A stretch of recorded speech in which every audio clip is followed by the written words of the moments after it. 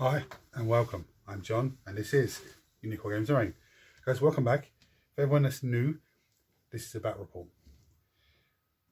Now, battle reports are you buy the models, you build the models, you paint the models, you put them on the table with other models from that faction, you play a game. We try and do one of these every week. Sometimes they're recorded for the camera, sometimes they're like for the channel, sometimes they're not. But this week's a bit of a special week because it's the new mission packs. So for all my regulars here, guys, I feel love, thank you very much. Let's see in a minute.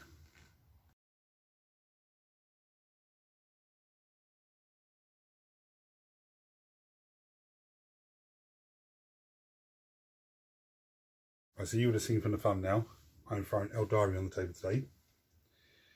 And Mark's bringing Space Wolves. Now I know he's had Space Wolves for the last couple of games, but he wants to try the new Sons of Russ detachment. Now the data slate's dropped, and you know they've changed a few things, and I think they made it a bit stronger actually, which is good. Well, so you know, basically now with this new mission pack and the data slate, every army has to replay each other again because of the new rules that have slightly changed here and there, which you know it's fun. But I'm going to bring down and show you my army. Now, one thing I want to say is I don't know. Normally, when I film these battle reports, I'll say, okay, this is my movement phase. I go off camera, do all the movement, come back and show you what's gone on. Shooting phase, you know, same thing. Do all the shooting, then come back and inform you of what's gone on.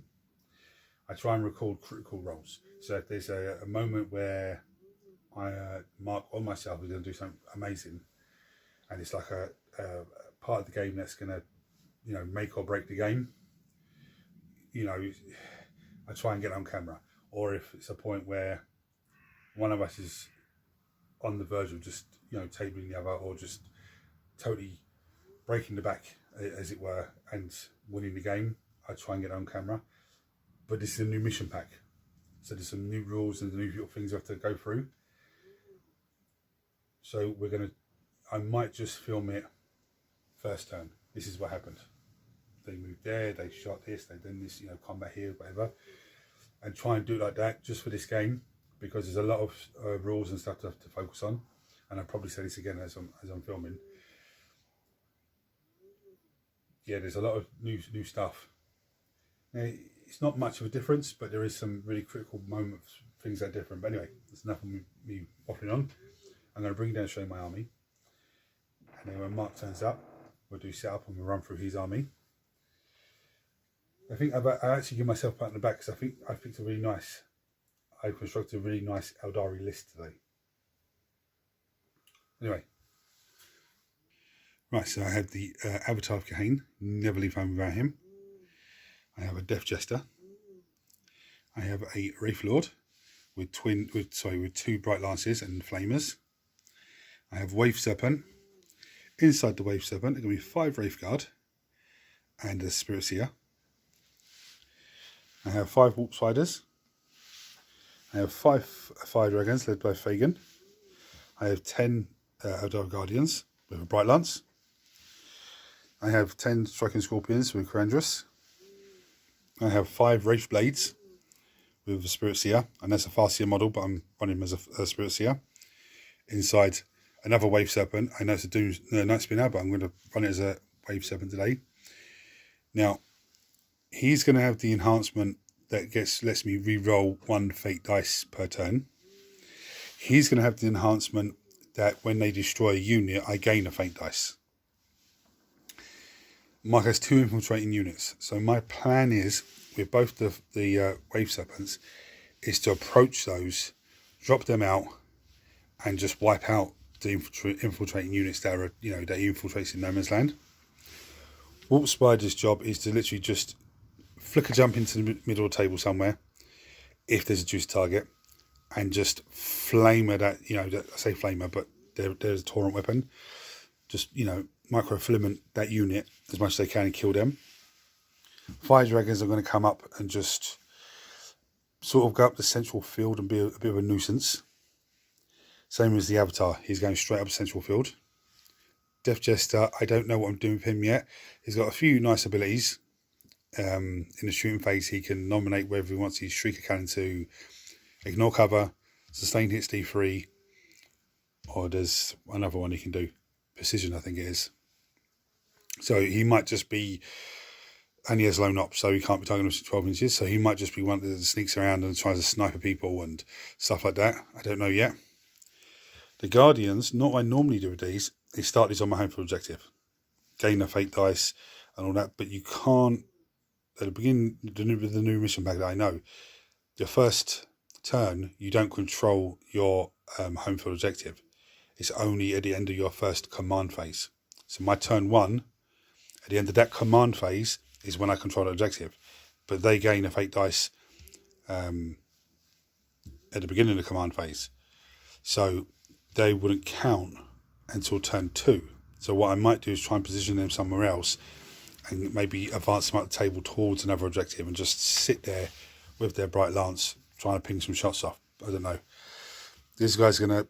These guys, I might even set these guys up in a position where they're on an objective that these guys are going to, so they can sort of hold it for first turn, and then when these guys arrive up, beginning of my turn 2, then these guys can move off and maybe act like a screen to stop him charging me with anything, or I'm not too sure yet. But that's the general plan with these two. Mr. Man's going to lurk around in the back somewhere. Both bright lances, any deep strikers, he's got his flamers. That's the initial plan. But like I said, I don't know what. I know there's some new funky deployment zones, and I think the old ones are in there as well. I haven't looked at the pack, to be honest with you. I didn't pre-order the pack for myself because at the time I was going to buy stuff, I needed sprays and glue and this and that, and I didn't want to chuck that in there. I had to wait 2 weeks for it to arrive.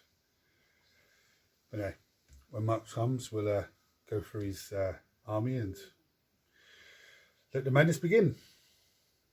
So Mark's force. So I have Bjorn fell-handed with twin las cannon, and then I have the Gladiator Lancer, all the bells and whistles. Boo. I have Logan Grimnar and Storm Rider with 6 Thunderwolves. I have a Wolf Lord on Thunderwolf with a Thunderhammer and Black Death, which is an enhancement, which on a 4+ gives me critical hits. It's anti-vehicle, anti-monster on 4-ups. Okay. And that turns into devastating wounds. Then I have 5 infiltrators. I have Ragnar Blackmane with 6 Bladeguard Vets. I have 15 Blood Claws with Ulrich the Slayer. And I have 5 scouts here. And then in reserve, in Deep Strike, I have a Chaplain with Jump Pack and 10 Assault Intercessors. Okay, on my deployment, Death Jester, Wave Serpent, Spiders, Avatar. You can see the rest of the guys over here. And the deployment zone we got was, this is the new mission pack, so we got Tipping Point, Adapter Die, and Purge the Foe. This is all very interesting. I got first turn, my first missions, so I'm going to, during the course of this video, because it's all new stuff, we're going to come back at the end of the turn and just say, okay, what actually happened and what went on, because we are focusing on new things. And okay, so first turn, quite good. Took some wounds on the Wave Serpent. Scorpions are killed charged by the Thunderwolves. Bucarandus is left. The Wraith Lord's left there. A few scouts popped. That's pretty much it, isn't it? Yeah. I scored extend battle lines and recover assets. So that's nice. And we're going to go into my turn 2 now. Score some victory points on objectives. That's a good one. That was a good turn. So at the end of Mark's turn 2. In my turn 2, Mark rapid ingress these guys to deep strike them down into the building here. And then his turn, he brought them forward and they charged into the Harlequin that was here, the Death Jester, sorry, that was performing an action. They have an ability that caused enough wounds on him, mortal wounds, to kill him. They then piled in into the Wave Serpent. These guys just chomped through the Wraith Guard. Logan on his own did it. The rest of the lads didn't even swing. No, they didn't even come nowhere near it. Just the big man here. The Ragnar and Co here just smashed into the Fire Dragons, and Fagan failed his 2+ to come back.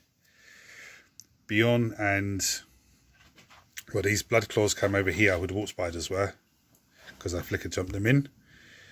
They finished them off with a little bit of, I think Bjorn's Flamer finished them as well, didn't he? Yeah. Then they all charged into the Avatar. The Avatar's on 2 wounds left, but the Avatar finished Bjorn. This man's here still standing. This is Lonely Scout. The Wave Serpent over there was just destroyed by boys over there. This lad fired at the Wave Serpent, wasn't it? Saved my... You rolled 2 6s. 2 6s on the save. So that's a highlight of the game for me so far. Right, so we're going to go to my turn 3. I think this is pretty much over now anyway. What's the current score? We're not that far apart in the score, but it's just I run away with it now generally. Score is... Purge the foe. Oh.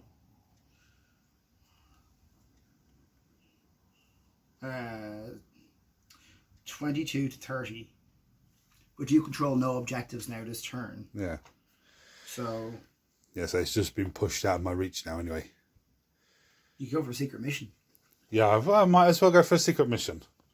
I've considered that one for Space Wolves. Yeah. Is that at the end of the game? Is that the end game condition? Is it? Yeah, end game condition, yeah. For making chaplains my warlords. Like my jump pack chaplain my warlord, and then doing that. And so like you're there and you just have to get them to survive then and stuff. But right, so we've decided to call it because Mark's going to run away now. The only things I have left on the table is the Avatar with 2 wounds. And these guys over here. I think the Wraith Blades would take those out. But they died this turn. The Wraith Blades wrecked them. But then Ragnar and the Blade Guard advance and charge over to here. Yeah. And kill this. I get to go first here in your turn.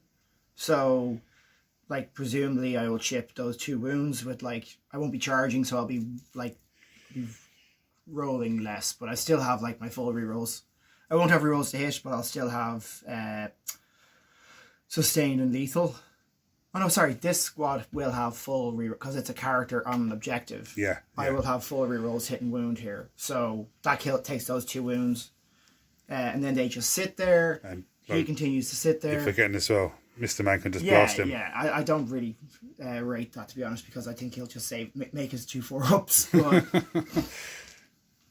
3s. You roll 1. And then you roll a 4-up. No. Okay, so then that kills him. D6 plus 3. Yeah, so 2 damage. Yeah, so that would have killed him from the Lancer kills him. But that before that even happens, it's your turn, so I would be shooting. So it would be this combat's the first thing that would happen there. Well, I would get Wading Doom off. He's a monster, isn't he? Yeah, he could shoot in combat, but like he's just going to kill 3 things. Yeah. You don't have a 6 anymore. No. Yeah, so you'd have to try and roll it. Yeah. And my whole army has +1 OC now. Yeah. Because of the chaplain being on your home objective. For that saga. Yeah. Thunderwolves are still very strong. I actually think this version of Space Wolves is stronger than Stormlance now. Yeah. It has a bit more to it. Well, you can still activate advancing charges when you want. Well, with the as I was saying, do you think that the Sons of Rust detachment is now the way it should have been originally? Yeah. I think it's overpowered. I think it might be overpowered. I think being able to... it's not that hard to unlock the sustained hits or... Yeah. The only one I didn't unlock was the 6 plus Feel No Pain. There's a lot to be... Like, the only reason I picked the sustained hit strat to begin with was because it allows me to use a strat that allows me to advance and charge, which gave me advance and charge for this squad turn 1. if it wasn't for that, I'd always pick the 6+. If I was going first, I would just pick the 6+ Feel No Pain, because you're not really going to make it. Like you're unlikely to be making charges that turn. Yeah, and it gives so you a chance to save. Set yourself up in position, and then like have to weather a certain amount of a storm. And the 6+ Feel No Pain will hopefully help break up some of those like big Dark Lance attacks. So you're going to end up taking 2 Bright Lances on one model instead of on multiple models. I think it's very fucking strong. I don't know. I think this guy's very strong. He is, yeah. He's absolutely. But then you look at things like Bloodthirster, Avatar, Void Dragon, going to 4 damage with sustained hits, full rerolls, and lethal hits. AP 3. Yeah. Is AP low. Yeah, so he's AP 2, but with that strat you drive it to AP 3. Yeah. And then like anything without an invulnerable save, like it's fucking picking up. Like those Wraithguard at one point were considered to be the toughest unit in the game. Yeah. And he just went in, and the rest of his squad didn't even swing. He just went in and killed 5 of them and their character by himself on his own. Now, like you had to roll it's nothing like wasn't bad rolling. Like you had to roll 5s. Yeah. And even if you hadn't rolled, even if you rolled 1 or 2 5s, like there's so much 2 damage coming through behind him that it makes sure the squad goes. I think the Blood Claws, I think people are sleeping on them a little bit. Like I think with Ulrich, with full rerolls to hit and wound on objectives, like that's it got like if it wasn't like it's the Avatar is also one of the like one damage weapons are the best things to put into the Avatar. Yeah. Well, 1 damage or 3 damage either. Yeah. But yeah, I think it's very strong. I think I'll probably bring this next tournament to go to. You want to get one of those hats with 2 fingers sticking up? You're my field trial. You're my tester area.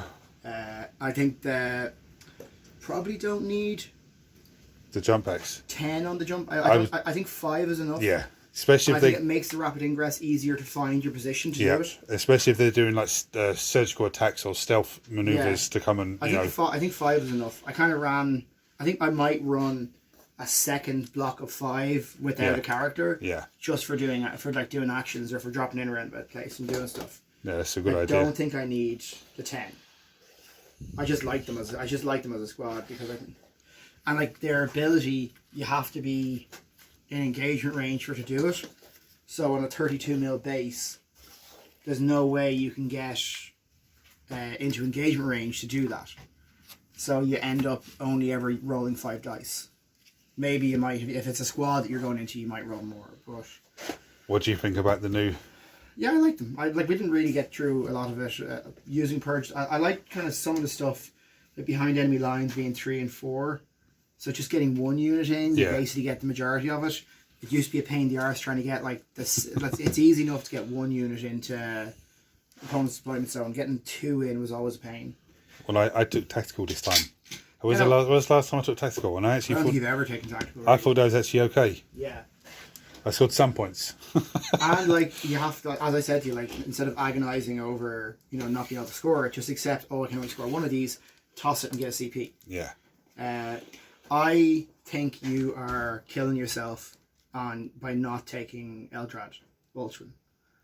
To give me 3 extras. Give you 3 extra dice, and then you run another instead of running 2 Spirit Seers, run another Farseer.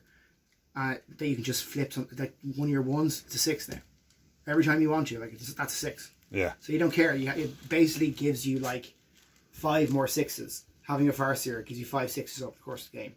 Yeah. And then Eldrad gives you another 3 fate dice. Another 3 fate dice. Your Wraith Lords, you need to be like, you're going for hard targets with them all the time. All you want to do with the Wraith Lords is kill shit. So you're getting more fate dice. Yeah. They're there. They're not really there to. Yeah, but do stuff. They're there to like just generate face dice. But they're armed with 2 Bright Lances, so they can. You would think they can. More. The other thing is, so like, policy of mine with like high damage weaponry, one shot high damage weaponry, is don't fire them at things that have invulnerable saves, especially a 4-up invulnerable save, because like it's a fucking casino cannon. Then you have, even if you get your wound through, 50-50 chance that it's not going to do anything. And, like, you want those shots to do something.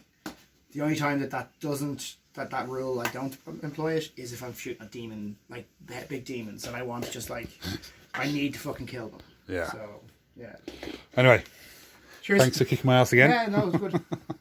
No, I did enjoy it. Yeah, no, it's interesting to have a look at it, and I think this is like the Space Wolves were strong. I think they're like potentially they're strong as Stormlands.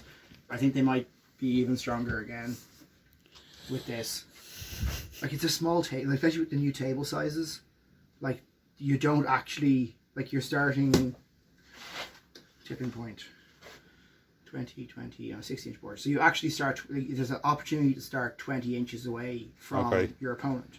It used to be you always started 24 inches away, which made like first turn charges impossible. But like 20 inches away with a 10-inch model with a 10-inch move, or a 12-inch jump pack. World Eaters. World Eaters. Yeah. So like suddenly, I think all of this new stuff, I think screening units are going to be incredibly important. Yeah. Just the ability to like stop things getting to you. Like if you were running World Eaters, I'd 100% be taking more scouts, and I'd just be lining them up in front of you. So you're not getting more than 9 inches away. You can kill them, but I'm going to get my charges in the next turn. Yeah, it's going to be different. It's not going to be the same as which is good. No, it is good. It's as you said to me the other week. You play so many games of it, and you're playing the same missions again, the same deployments. It starts getting a bit like And like it was kind of like you could autopilot it as well. So it's good. It's like, as they're calling it, 10th edition 2.0 or 2.5, 10.5. But I think the assault intercessors are good. But they didn't actually do anything much. Oh, they did enough. Yeah. You know, I don't know if I'm going to write an answer again.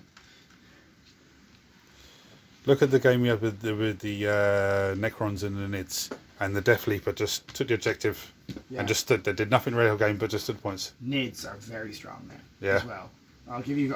We'll come over and we'll do Nids again next time. Next time I come out, I want to try running Nids. Okay. Because I think Nids are like. I'm laughing because I was planning to have Necrons ready for next week. And it's always like Necrons are dead. No, Necrons are dead in the water, I think. It always just turns out to be those two fighting each other. Well, I won't bring them then. I don't think Necrons are. I think they've been pointed into obscurity now at this point. I don't know. I've got a nice tasty list. Rates. No. There's no rapes in it at all. It's the Destroy Cult. Oh, okay, cool. Yeah, that actually is a nice list. 6 Scorpic destroyers. So 2 units of 6 destroyers. Blade ones. 2 Doomsday guns. Doomsday cannons. Yeah. And a handful of other bits and pieces. But yeah, just have to get a few more bits and pieces put together and sorted out. So. Well, I like that. That was a good game. It's always a good game, but I mean that was a really good game. Those Space Wolves do hit hard. They hit hard last time, but now with they start with one of their sagas. That's actually, I think I got footage at the end there of just Mark talking about it, and it is one thing I forgot to do in the combat over there with the Wraith Lord and the Wave Serpent. I forgot to get the Wraith Blades out of the Wave Serpent because they could have charged into there and just destroyed them totally. I totally forgot that was in there. Because I had the Wave Blades to the side here. Normally I have a model behind the said transport or on top of the said transport, so I know that what's in there.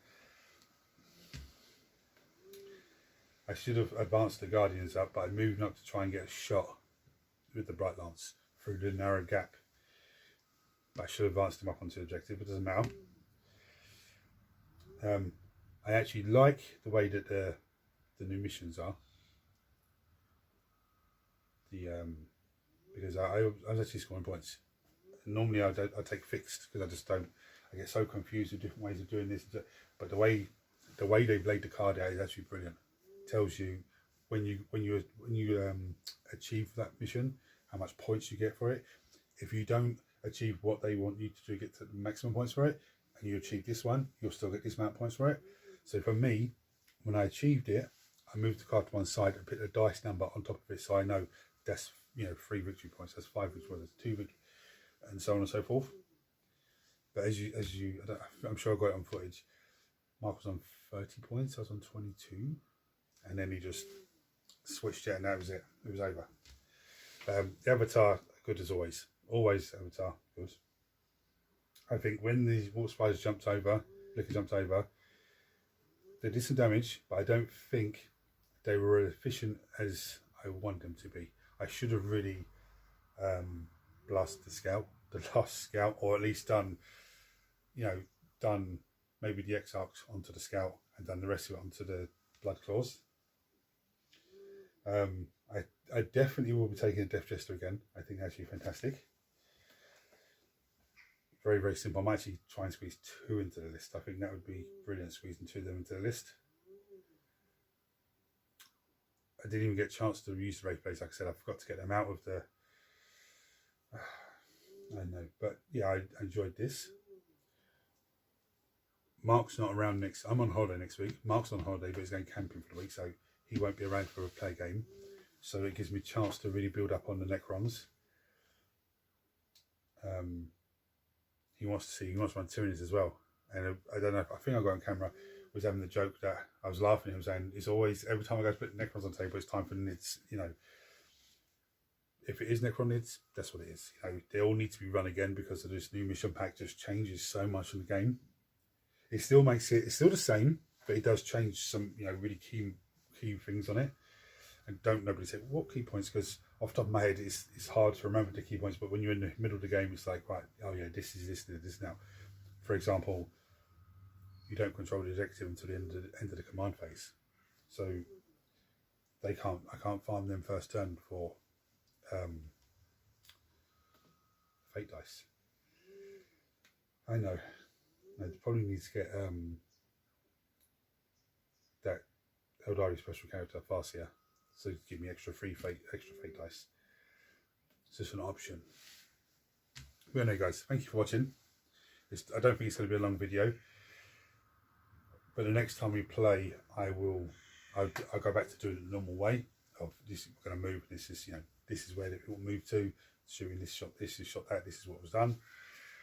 This game was just, want to get it right. I didn't want to film it and catch quite a lot of the moments on there, and someone goes, "Oh no, that's wrong." I wanted to do it so we play. If we make a mistake, it's hopefully not caught on camera, and then we can learn from that. There was one moment of the game actually fantastic. The Lancer shot at the Wave Serpent. 2 hits, 2 wounds. I rolled the 2 dice. I rolled a 6, and the other dice was cocked, so I picked it up and re-rolled it, a 6. So I saved both those shots, and the Lancer did nothing. Pretty much pinged a few wounds here and there, but for the points value, it didn't do anything. But then I kept forgetting to shoot it as well. I should have double bright lanced it. But so hopefully when Nids hit table, Necrons hit table, sorry, it's going to be a different story. Anyway, guys, until next time, thanks for watching. If you're not subscribed to the channel, hit the subscribe button because it costs you nothing. Turn your notifications on so you don't miss anything. Smash the thumbs up button so it triggers YouTube to this video more and more people, which makes this amazing community of you guys grow even more. Thanks for watching. Any comments below as always. Guys, until next time, take it easy.